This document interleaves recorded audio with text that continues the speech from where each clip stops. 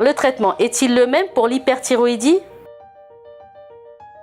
Les traitements de l'hyperthyroïdie, ils comprennent l'iode, y compris l'iode radioactif, les médicaments contre les troubles de la thyroïdie et la chirurgie.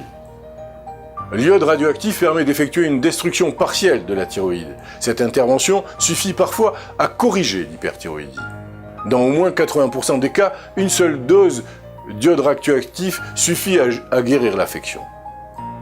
Cependant, quand une partie trop importante de la glande est détruite, un hypothyroïdisme peut apparaître. L'iode radioactif est administré à une dose suffisamment faible pour ne pas nuire au reste de l'organisme.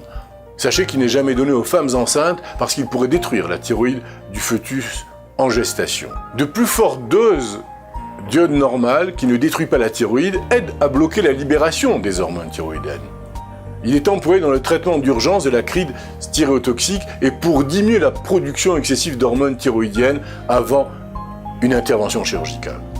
Mais il existe des médicaments antithyroïdiens et ils peuvent corriger une hyperthyroïdie dans un intervalle de 6 semaines à 3 mois.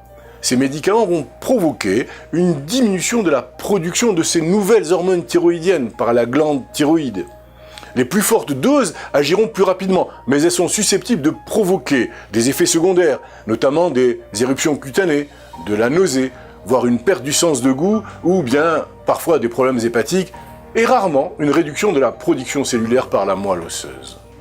Parfois, on devra procéder à une ablation chirurgicale de la thyroïde ou thyroïdectomie, notamment devant la présence de nodules de nature cancéreuse, ou bien lorsque cette hyperthyroïdie entraîne des troubles de la respiration ou de la déglutition provoqués par un nodule qui ne serait pas, lui, non cancéreux. Parfois également, cette thyroïdectomie se fera lorsqu'il y a une intolérance à l'iode radioactif ou bien à ces médicaments antithyroïdiens dont je viens de parler. Enfin également, le manque d'efficacité des médicaments antithyroïdiens ou un nodule qui renferme du liquide pourra causer des problèmes persistants et entraînera donc une thyroïdectomie. L'ablation de la thyroïde entraîne, bien évidemment, une hypothyroïdie, ce qui signifie, et vous l'avez compris, qu'un traitement de remplacement par l'hormone thyroïdienne sera suivi à vie. Il se peut que votre médecin vous recommande d'autres médicaments pour maîtriser les symptômes d'une hyperthyroïdie, tels que les tremblements, l'accélération de la fréquence cardiaque, de l'anxiété ou de la nervosité. Ces médicaments vous feront grand bien et vous permettront de mieux supporter la maladie. Mais attention, ces médicaments ne sont toutefois pas destinés à guérir un trouble thyroïdien.